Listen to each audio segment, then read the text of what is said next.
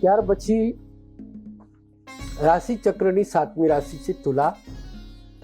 નામ અક્ષર છે ર અને ત. તો મિત્રો આજે આ રાશિના જાતકો છે, આ રાશિ શુક્ર પ્રધાન છે.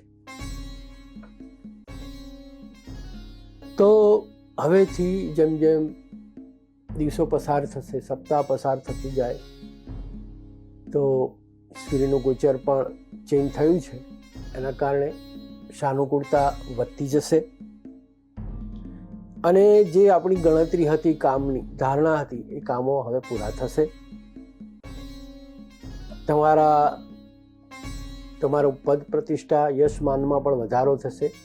સામૂહિક કાર્યો હોય, સમાજનું કાર્ય હોય, જાહેર કામો હોય, એમાં જરૂરથી તમને લાભ થવાની પૂરી શક્યતા છે.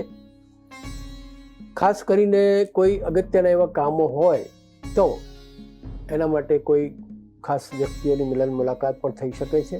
એટલે કાર્યો પેન્ડિંગ હોય તો એમાં સફળતા મળવાની પૂરી સંભાવના છે.